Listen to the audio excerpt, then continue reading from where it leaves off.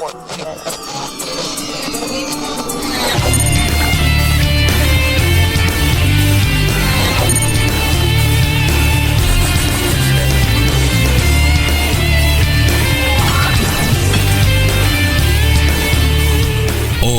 puede ser. Y si es día jueves, tenemos nuestra habitual columna de economía a cargo del magíster Darío Freites, licenciado en economía, analista económico, magíster en administración de empresas, docente de economía y el hombre que va a tener que responder una pregunta. No sé si lo compliqué o no, pero se nos ocurría preguntarle, profe, estamos hablando mucho de reforma laboral, de lo que se critica, pero realmente, ¿qué sabemos en concreto? Esa fue la idea en producción. El profe al toque nos dijo, bueno, vamos a ver qué podemos decir. Así que ya mismo lo saludamos y le damos la bienvenida. ¡Feliz jueves, profe Darío Freites! ¿Cómo le va? Hola, buenos días Gabriel, buenos días a toda la audiencia. Así es, estamos con todo un desafío que va avanzando con esta serie de reformas que está proponiendo la administración Milei y que puede llegar a generar en poco tiempo otra Argentina, ¿no? Bien, a ver entonces, la idea es decir, bueno, ¿qué sabemos en concreto? Porque escuchamos muchas voces. Algunas a favor, muchas voces en contra. Cuando se habla de reforma laboral se plantean por ahí algunas dudas respecto a quién se ve beneficiado con la reforma y quiénes no. Pero bueno, por eso en concreto queríamos preguntarle, desde el punto de vista del analista económico, ¿qué es lo que se está proponiendo? Bueno, acá hay, si bien hay varios puntos sobre los cuales uno debería trabajar, podemos pensarlo en varios aspectos, en unos pocos aspectos. En primer lugar, bueno, la idea del gobierno es, bueno, flexibilizar el mercado laboral, facilitando a que las empresas puedan tomar decisiones más rápidas en cuanto a su planta laboral, pensándola como un costo. Ahora bien, por ahí en la cantidad de medidas y puntos en los que se está charlando acerca de este proyecto de reforma, tenemos más dudas que certezas, principalmente porque la búsqueda de esa mayor flexibilidad para que las empresas no les resulte un gran peso tener empleados y una falta de flexibilidad, posiblemente hay que pensar en un balance, y bueno, y ahí es donde creo que viene el tema de la letra chica, ¿no? Uh-huh. Porque podemos decir, bueno, en la búsqueda de la mayor flexibilidad, plantea esto de el famoso banco de horas que permite compensar días de más trabajo con otros de menor carga. ¿Cómo sería eso? Que cuando hay mucho trabajo en la empresa, la posibilidad de que el empleado trabaje más horas de las acordadas, de las que están por planilla. Exacto, y que después esas horas las recupera, se las dan los días de menor trabajo. Eso a primera vista puede ser interesante porque decimos, bueno, cuando hay mucho trabajo trabajamos, cuando hay poco trabajo podemos tomarnos cierto tiempo libre, pero el detalle, por ejemplo, es que queda a decisión de la empresa. Entonces eso permitiría que la empresa nos dé días de mucho trabajo, días que quizás no tenemos otro costo de oportunidad de trabajar en otro lado, de hacer otra cosa, y que nos dan horas libres o días libres. Es decir, el hecho de quién toma la decisión, claro, y si la arbitrariedad con la cual se podría dar ese banco de horas. Exactamente, entonces ahí es donde digo yo que hay que ver la letra chica acerca del balance en la decisión, ¿no? Que no sea 100% de la empresa o si es compartida. Bueno, habría que ver esa letra chica. Otro punto también que tiene las mismas características son las vacaciones fraccionadas, esto de la posibilidad de tomarnos una semana en verano, una semana en invierno, por ejemplo. que en muchos casos puede ser beneficioso, porque uno por ahí no quiere tomarse los 14 días todo junto y decir, bueno, me tomo 7 días ahora y después me tomo 7 días a mitad de año, entonces se me pasa un poco más liviano el año, ¿no? Porque hago un corte. Pero esto también, si queda a discrecionalidad de la empresa, también en cierta manera termina perjudicando a aquel empleado que no quiere en determinada época o que quiere las 14 días juntos. Entonces podemos ver que si bien en esencia pueden ser cosas interesantes, hay que ver la letra chica para que no nos lleve a que las empresas decidan unilateralmente y de manera arbitraria muchos aspectos que tienen que ver con la vida cotidiana del trabajador. Claro. Ahora, una cuestión muy interesante, que eso realmente creo que puede ser muy positivo, es el concepto de los salarios dinámicos y por mérito. Esto de pagar según la productividad, según el tipo de empresa, según el sector, y que no quede todo unificado. ¿Por qué? Porque nosotros pensemos que si tenemos dos empresas, en las cuales en una empresa tenemos trabajadores muy productivos y en otra tenemos muchos trabajadores con muy baja productividad, el hecho de nuclear el salario por sector de actividad y no por empresa hace que a todos se les tenga que pagar lo mismo. Entonces, a aquella empresa cuyos trabajadores son muy productivos le viene bien, no le afecta en cierta manera en términos de costos, porque sus empleados le aportan mucho a la empresa, entonces le puede pagar más. Pero el problema está en aquella empresa cuyos trabajadores no son tan productivos. Entonces, como el trabajador no le devuelve el equivalente en producción, para esa empresa sí representa un mayor costo porque no tiene su retribución por el otro lado. Entonces, esto de la meritocracia llevada a la producción, ¿no? Aquel que tiene la capacidad de producir más, cobrar más, y aquel que produce menos, cobrar menos. Puede ser discutible, ¿no es cierto? Digamos, todo esto es discutible de acuerdo a la visión al lugar de donde uno se para, ¿no es cierto? Sí, pero claro. En cierta... Sí. No, digo, claramente, de la visión con la que uno se enfrenta a estos textos, digamos, de los proyectos de ley, genera, por supuesto, sensaciones encontradas. Habrá quien lo considera injusto para el trabajador y habrá quien lo considere también como una oportunidad de acompañar los vaivenes del mercado. Así es, y sería un premio para aquellos que realmente están comprometidos con el trabajo y que son más productivos, sería una forma de premiarlos, ¿no es cierto? Y no quedan sujetos a ese salario común, que en la realidad suele pasar, que le dan un plus por alguna característica particular, que le dan un extra, pero que va por fuera, digamos, de lo que es el salario ya establecido. En este caso entraría dentro del salario, entonces ya se formalizaría.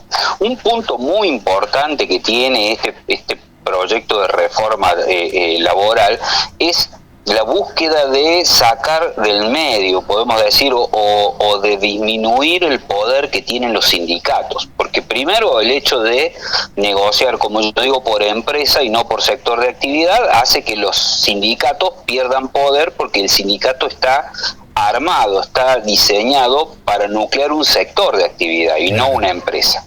Entonces ahí perdería poder el sindicato. Sumamos a eso el tema de los aportes al sindicato, que dentro de otro de los puntos indica que ese aporte obligatorio que hacemos todos los que trabajamos en relación de dependencia al sindicato, aún no estando registrado en el sindicato, eso se propone eliminar y que solo pague el sindicato aquel que quiere estar afiliado al sindicato, que eso también representa un costo para la empresa que tiene que incluir dentro de todo el costo salarial ese aporte del sindicato, que en realidad se lo paga el empleado, ¿no es cierto? Y que en la mayoría de las ocasiones no deseas afiliarse al sindicato, y sin embargo está sosteniendo la estructura del sindicato. Entonces, digamos, básicamente diríamos, los que quieren participar en el sindicato aportan, pero los que no tienen interés en participar en el sindicato no tienen por qué aportar. Esa es un poco la visión. Y en esa línea de los sindicatos también esto de... Hay otro punto en relación a las restricciones a las asambleas sindicales. Esto de que no pueden hacerlas dentro de la empresa sin autorización, el límite es al número de delegados, principalmente en las pymes. Esto de mencionar nuevos actividades consideradas esenciales que tienen que tener una prestación mínima, todo eso atenta contra el poder tradicional que traen hoy los sindicatos históricamente en Argentina, ¿no? Bien. Y bueno, como principales aspectos de estos textos, ¿no? Sí, y además, por otro lado, tiene su equivalente para los profesionales, porque así como le busca quitar la influencia, el poder de los sindicatos, por el lado de los profesionales va hacia el poder que tienen los consejos profesionales y los colegios en aquellos matriculados, ¿no? Es decir, no tienen por qué controlar y cobrar de los profesionales la cuota solamente para dejarlos ejercer su profesión, ¿no? Ahora, si uno piensa en por qué existen los consejos profesionales, bueno, eso surge de la ley que tiene que estar colegiado toda aquella profesión en la cual se compromete ya sea el patrimonio o la salud de las personas. Entonces, por eso en el caso de los médicos tienen el colegio, tienen una matrícula que de alguna manera garantiza cierta responsabilidad del profesional, y lo mismo los colegios o el consejo, por ejemplo, el Consejo Profesional de Ciencias Económicas, claro, que es sobre el patrimonio de las personas, o el Colegio de Arquitectos, que es sobre los inmuebles, que también son patrimonio de las personas. Entonces ahí, bueno, lo que dicen es, no tiene que ser obligatorio para poder ejercer la profesión, no tiene que ser obligatorio el aporte a estos colegios. Ahora, tienen una particularidad estos colegios, y yo, conociendo un poco los consejos, sobre todo consejos de ciencias económicas, los consejos profesionales de ciencias económicas son provinciales, y tienen una particularidad, por lo menos el de Córdoba, el hecho de que el aporte que uno hace, como digamos, es el aporte por el ejercicio de la profesión, después le suma obra social, le suma caja de previsión, porque tiene una caja de previsión aparte. Entonces, ¿qué sucede? El monto de la matrícula es cada vez más alto en función de los años que uno tiene, no del ejercicio de la profesión, sino de años biológicos, digamos. Claro. Entonces puede ser que yo, por X causa de la vida, me recibí o empecé a ejercer de grande, tengo que pagar una matrícula muy alta cuando recién estoy arrancando mi profesión y soy un junior, digamos. Claro. Entonces no estoy cobrando mucha plata, pero sin embargo tengo que pagar una matrícula alta, porque todos esos conceptos entran dentro de la matrícula, y como está la caja de jubilación y está la obra social, tenés que pagar una plata mayor por ser más viejo, básicamente. Y cuando no, por ejemplo, cuando estás ejerciendo, si no tenés clientes, no te permite dejar en suspenso la matrícula hasta que consigas clientes, si estás en un periodo en el que no tenés ningún cliente con el cual facturar. Entonces, si por ejemplo no ejerces durante 6 meses y después de los 6 meses retomas el ejercicio de la profesión, si no diste de baja la matrícula, esos 6 meses te endeudaste con el consejo profesional, entonces vas a tener que pagar los 6 meses de aporte que no realizaste, ¿no? Y eso genera una presión muy grande, una restricción muy grande a la flexibilidad en el ejercicio de la profesión. Entonces, bueno, podemos ver que todos estos puntos tienen como finalidad brindarle flexibilidad a todo el mercado, que tanto empleados como empresas se puedan mover sin tantas restricciones. Por supuesto que, como digo, la clave está en la letra chica y ver quién es el que toma decisiones en relación a muchos de estos puntos, porque si dejamos todo librado a la decisión de la empresa, y va a terminar siendo un problema en términos de bienestar para aquellos que están en relación de dependencia. Para el trabajador, ¿no? Por supuesto, o sea, el empresario siempre va a buscar lo que más le convenga, no necesariamente eso es lo que le conviene al trabajador. Así es, así es. Entonces nos podemos encontrar ante un trabajador que va a tener periodos de mucho trabajo, periodos en que le van a empezar a dar días libres porque no tienen trabajo, no le permite planificar. No le permite planificar vacaciones, no le permite Exacto. planificar. Entonces, bueno... no, y aparte hay otra cuestión, parece una estupidez, pero por ejemplo esto de, no, bueno, porque tenemos que trabajar mucho en esta temporada, vas a trabajar ¿cuánto? ¿Cuál es el máximo? Decir, bueno, así es. ¿podés trabajar cuánto? No, tenés que trabajar 16 horas por día. ¿Estás loco? Bueno, sí. Ese tipo de cuestiones. Así es, lo que menciona del banco de horas dice que es dentro de las 45 horas semanales, igual que, por ejemplo, el caso de partir las vacaciones, le garantizaría al empleado que va a tener, que puede tener 7 días, una semana en verano, a lo sumo cada 2 años, a no ser que haya una negación expresa del empleado, es decir, que sí o sí la empresa te tiene que dar una semana en verano, no es que puede elegir cualquier mes del año y te da las vacaciones en abril, por ejemplo, ¿no es cierto? Las vacaciones en mayo y en claro, agosto. Claro, entonces, bueno, por lo menos le garantiza ese mínimo, ¿no? Y hay una cosa súper interesante, que yo creo que es la que más cierra, un régimen de incentivo al empleo, darle bonos fiscales a las empresas, bonos de crédito fiscal, es decir, que con eso puedan pagar impuestos. En otras maneras se lo están devolviendo en menor impuesto a las empresas que hagan nuevas contrataciones durante los primeros 18 meses posteriores a cuando se promulgue la ley. Es decir, durante 1 año y medio, aquella empresa que contrate trabajadores, el Estado le va a devolver con un sistema de crédito fiscal, le va a permitir devolver impuestos por esa contratación, y se aplica durante 12 meses. Y ese bono fiscal que se va a aplicar durante los 12 meses siguientes varía según el tipo de empresa. Entonces, mientras más pequeña es, mayor es la devolución fiscal. Las microempresas reciben un 100%, las pequeñas un 75%, las medianas un 50% y el resto 25%. Entonces eso permite un incentivo real a contratar personas, pero la condición es que tiene que haber un incremento neto en la nómina de empleados y que el empleado ese no tiene que haber estado en relación laboral en la empresa en los 3 meses previos. Claro. ¿Por qué? Porque si no la empresa despide a un empleado y después lo toma al mes para poder obtener la devolución, el bono de crédito fiscal. Entonces, es muy interesante esto y creo que es muy positivo porque podemos ver, en cierta manera, no hay un perjuicio para el trabajador, es 100% un beneficio un incentivo para que la empresa contrate efectivamente trabajadores, ¿no?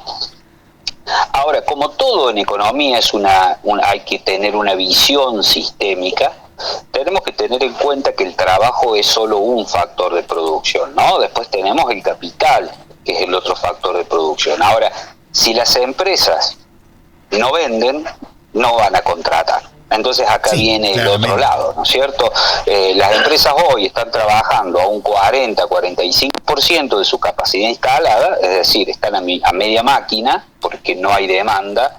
Entonces también hay que pensar en brindarle estímulos a las empresas para la inversión, para que de alguna manera requiera contratar nuevo personal, porque por más que le demos bonos de crédito fiscal, por más que le flexibilicemos la jornada laboral, etcétera, si la empresa no vende, no va a contratar empleados. De ahí es que en economía nosotros cuando le damos clase a los chicos les decimos, bueno, la demanda de factores, es decir, la demanda de trabajo por parte de las empresas, es una demanda derivada. Lo que se dice demanda derivada es porque la demanda de trabajadores va a depender de la demanda que haya de bienes o servicios que produce esa empresa. Lo que decimos de otra manera y en criollo, si la empresa no vende, no va a contratar gente, básicamente. Entonces creo que el gobierno tiene que ver los dos lados y no centrarse solamente en la flexibilidad del mercado laboral. Por ese motivo también está impulsando la reforma tributaria, Y bueno, la reforma tributaria va a ir también en ese sentido, pensando en facilitar un poco el acceso a la inversión, el dinamismo en el mercado, en la demanda, a partir de una menor presión impositiva, ¿no?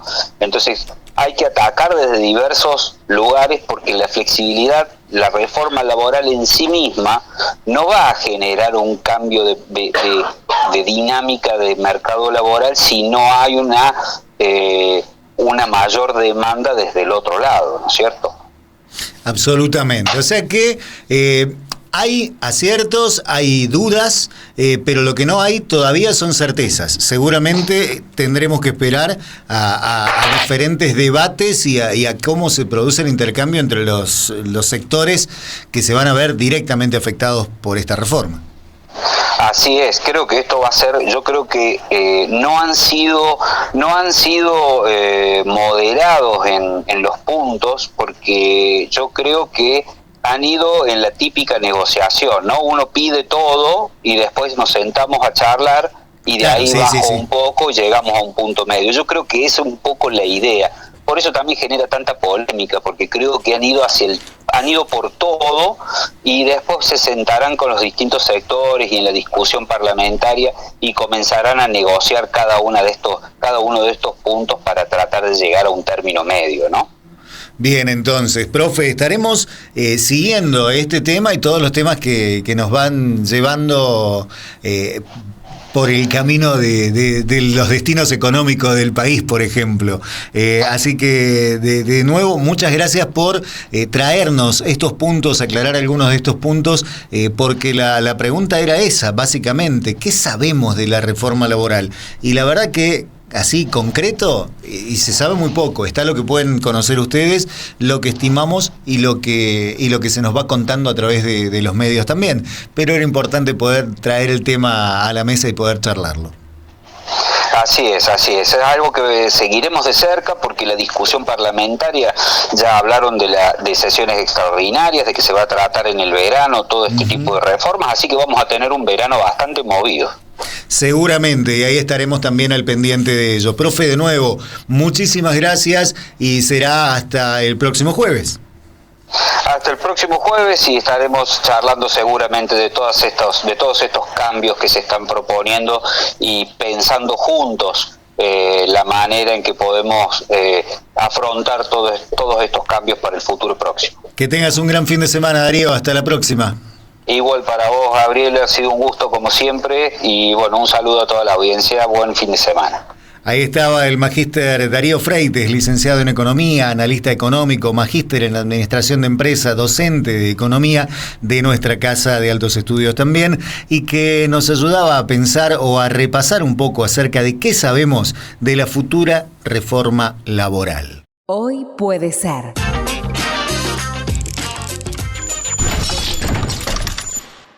Porque lo que traiga el día depende de vos.